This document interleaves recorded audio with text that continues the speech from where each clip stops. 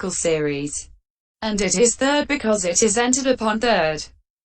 Section 178. Then it was said, which abandons one factor, possesses two factors. Here the abandoning of the one factor should be understood as the abandoning of happiness. But that is abandoned only at the moment of absorption, as applied thought and sustained thought are at that of the second jhana. Hence it is called its factor of abandoning. Section 179. The possession of the two factors should be understood as the arising of the two, namely, bliss and unification. So when it is said in the Vibhaga jhana, equanimity, mindfulness, full awareness, bliss, unification of mind. Viv 260. This is said figuratively in order to show that jhana with its equipment. But excepting the equanimity and mindfulness and full awareness, this jhana has literally only two factors, factors that have attained to the characteristic of lighting. See section 119. According as it is said, what is the jhana of two factors on that occasion? It is bliss and unification of mind. Viv 264. The rest is as in the case of the first jhana. Section 180. Once this has been obtained in this way, and once he has mastery in the 5 ways already described, then on emerging from the now familiar third jhana, he can regard the flaws in it thus. This attainment is threatened by the nearness of happiness. Whatever there is in it of mental concern about bliss proclaims its grossness. Di 37. CCH. IXN. 20. And its factors are weakened by the grossness of the bliss so expressed. He can bring the fourth jhana to mind as quieter and so end his attachment to the third jhana and set about doing what is needed for attaining the fourth. Section 181. When he has emerged from the third jhana, the bliss, in other words, the mental joy, appears gross to him as he reviews the jhana factors with mindfulness and full awareness, while the equanimity as feeling and the unification of mind appear peaceful.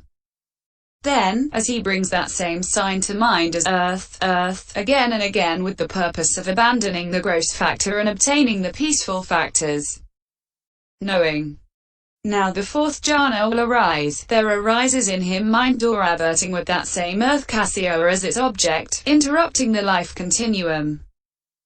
After that either 4 or 5 impulsions impel on that same object, the last one of which is an impulsion of the fine material sphere, belonging to the fourth jhana. The rest are of the kinds already stated. Section 182. But there is this difference. Blissful, pleasant feeling is not a condition, as repetition condition, for neither painful nor pleasant feeling, and the preliminary work must be aroused in the case of the fourth jhana with neither painful nor pleasant feeling. Consequently these consciousnesses of the preliminary work are associated with neither painful nor pleasant feeling, and here happiness vanishes simply owing to their association with equanimity. Opening square bracket. The fourth jhana. Section 183. And at this point, with the abandoning of pleasure and pain and with the previous disappearance of joy and grief, he enters upon and dwells in the fourth jhana, which has neither pain nor pleasure and has purity of mindfulness due to equanimity. Viv 245. And so he has attained the fourth jhana, which abandons one factor, possesses two factors, is good in 3 ways, possesses 10 characteristics, and is of the earth KASIÓA. Section 184. Herein, with the abandoning of pleasure and pain, with the abandoning of bodily pleasure and bodily pain, with the previous, which took place before, not in the moment of the fourth jhana, disappearance of joy and grief, with the previous disappearance of the two, that is, mental bliss, pleasure, and mental pain, with the abandoning, is what is meant. Section 185. But when does the abandoning of these take place? At the moment of access of the 4 jhanas. 4. Mental, joy is only abandoned at the moment of the fourth jhana access, while bodily pain, mental grief, and bodily bliss, pleasure, are abandoned respectively at the moments of access of the first, second, and third jhanas. So although the order in which they are abandoned is not actually mentioned, nevertheless the abandoning of the pleasure, pain, joy, and grief is stated here according to the order in which the faculties are summarized in the Indriya Vibhaga. Viv 122. Section 186. But if these are only abandoned at the moments of access of the several jhanas, why is their cessation said to take place in the jhana itself, in the following passage? And where does the arisen pain faculty cease without remainder? Here, because, quite secluded from sense desires, secluded from unprofitable things, a bhikkhu enters upon and dwells in the first jhana, which is born of seclusion. It is here that the arisen pain faculty ceases without remainder. Where does the arisen grief faculty cease without remainder? In the second jhana. Where does the arisen pleasure faculty cease without remainder? In the third jhana. Where does the arisen joy faculty cease without remainder? Here, because, with the abandoning of pleasure and pain, and with the previous disappearance of joy and grief, a bhikkhu enters upon and dwells in the fourth jhana, which has mindfulness purified by equanimity. It is here that the arisen joy faculty ceases without remainder. SV 213-15. It is said in that way they're referring to reinforced cessation. For in the first jhana, etc., it is their reinforced cessation, not just their cessation, that takes place. At the moment of access it is just their cessation, not their reinforced cessation, that takes place.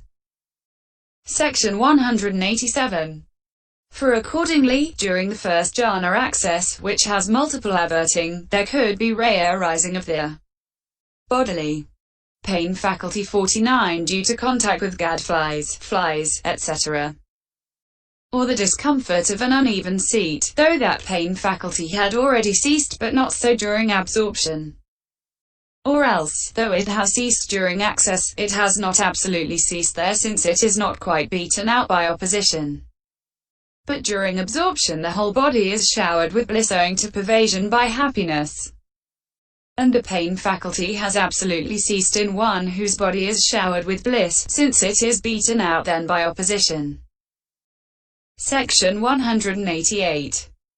And during the second jhana access too, which has multiple advertings, there could be rare arising of the mental grief faculty, although it had already ceased there, because it arises when there is bodily weariness and mental vexation, which have applied thought and sustained thought as their condition, but it does not arise when applied and sustained thought are absent.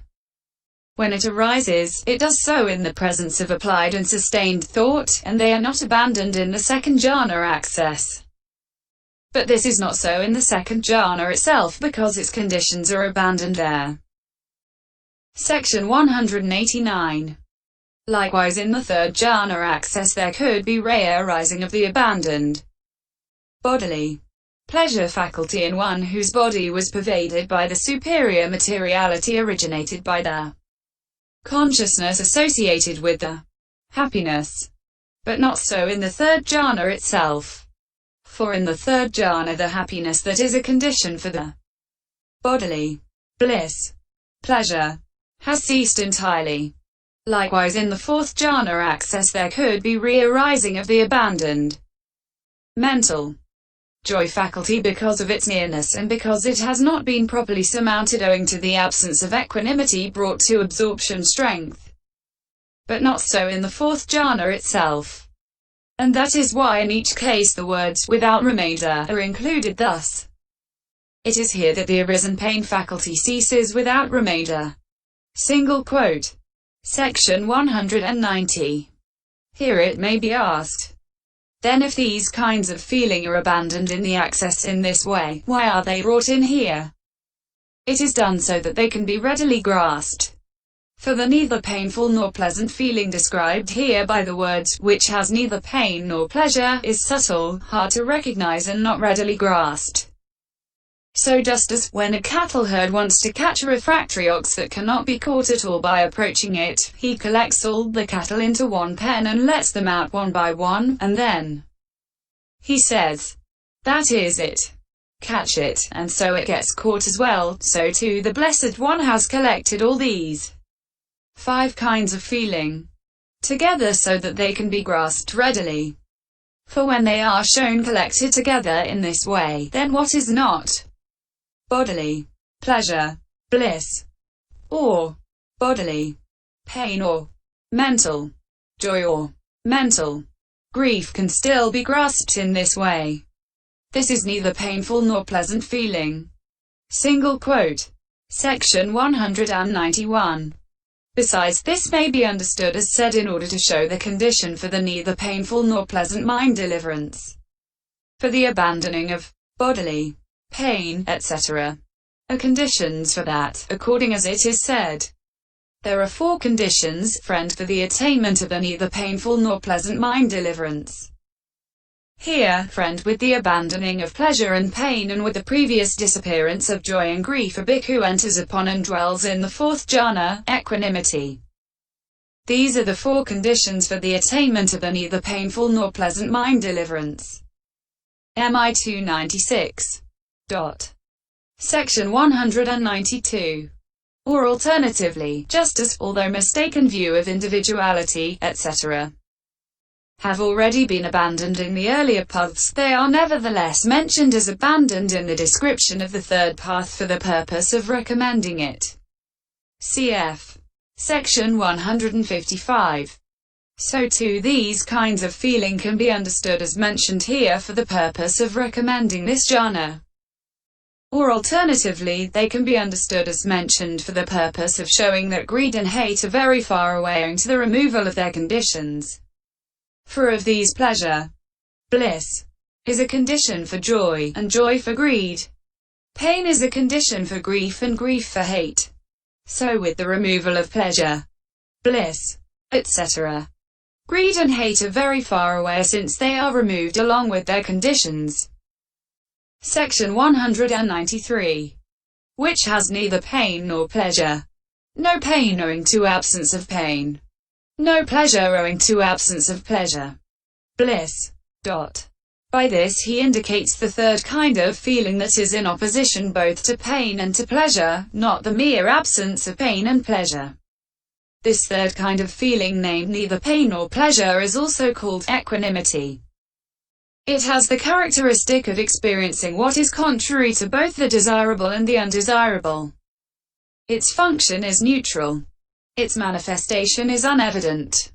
Its proximate cause should be understood as the cessation of pleasure. Bliss. Section 194. And has purity of mindfulness due to equanimity. Has purity of mindfulness brought about by equanimity. For the mindfulness in this jhana is quite purified, and its purification is effected by equanimity, not by anything else. That is why it is said to have purity of mindfulness due to equanimity. Also it is said in the Vibhaga, this mindfulness is cleared, purified, clarified by equanimity. Hence it is said to have purity of mindfulness due to equanimity. Viv 261. And the equanimity due to which there comes to be this purity of mindfulness should be understood as specific neutrality in meaning. And not only mindfulness is purified by it here, but also all associated states. However, the teaching is given under the heading of mindfulness. Section 195. Herein, this equanimity exists in the 3 lower jhanas too.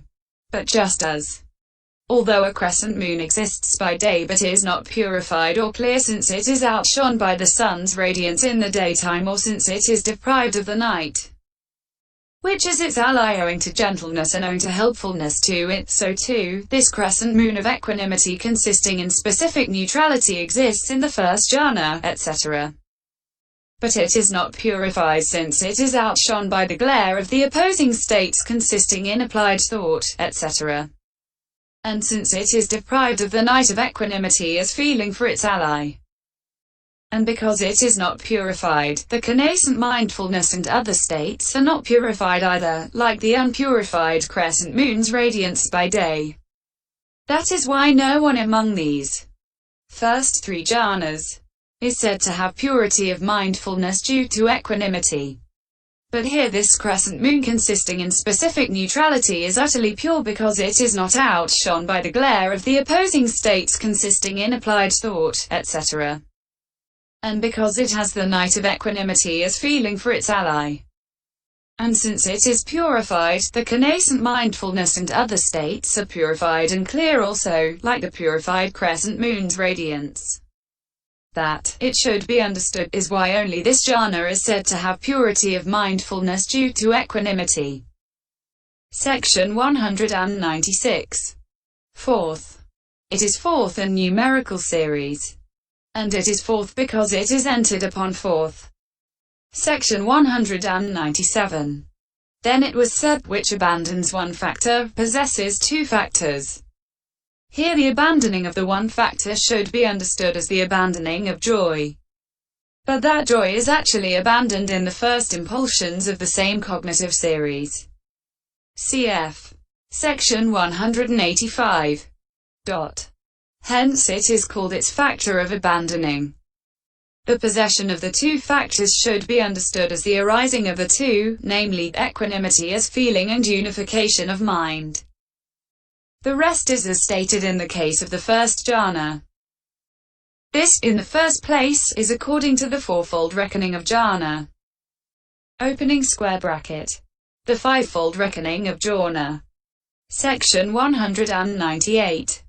When, however, he is developing fivefold jhana, then, on emerging from the now familiar first jhana, he can regard the flaws in it in this way. This attainment is threatened by the nearness of the hindrances, and its factors are weakened by the grossness of applied thought. He can bring the second jhana to mind as quieter and so end his attachment to the first jhana and set about doing what is needed for attaining the second. Section 199. Now, he emerges from the first jhana mindfully and fully aware. And only applied thought appears gross to him as he reviews the jhana factors, while the sustained thought, etc. appear peaceful.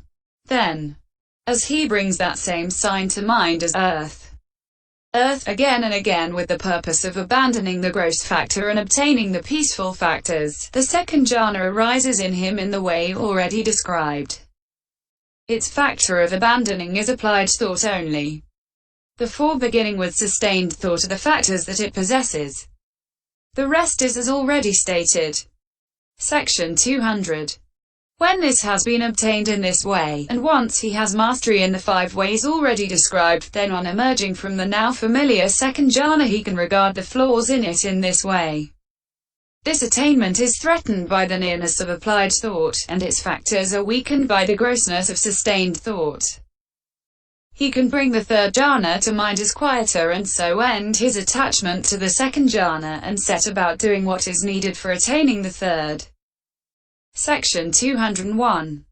Now, he emerges from the second jhana mindfully and fully aware. Only sustained thought appears gross to him as he reviews the jhana factors, while happiness, etc. appear peaceful. Then, as he brings that same sign to mind as earth, again and again with the purpose of abandoning the gross factor and obtaining the peaceful factors, the third jhana arises in him in the way already described.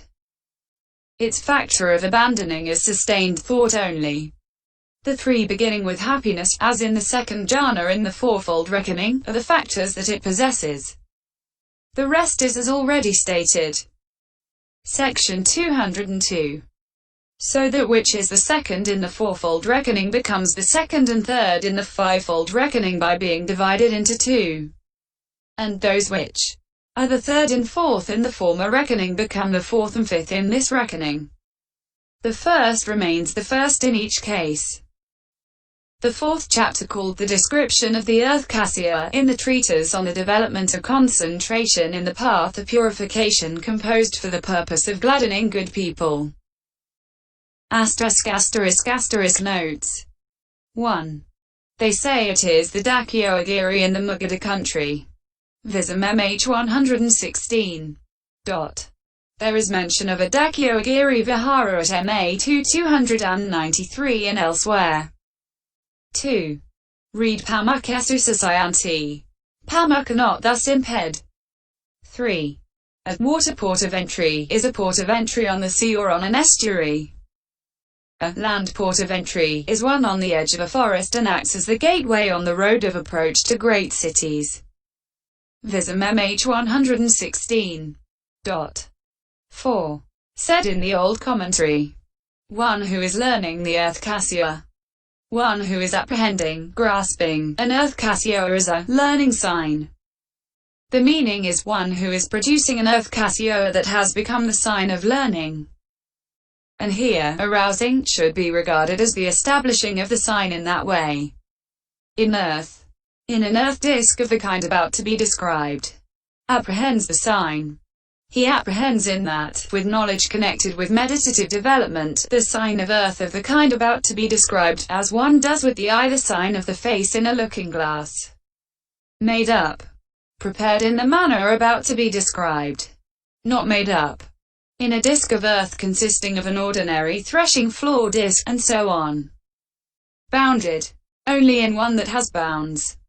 As regard the words the size of a bushel, etc.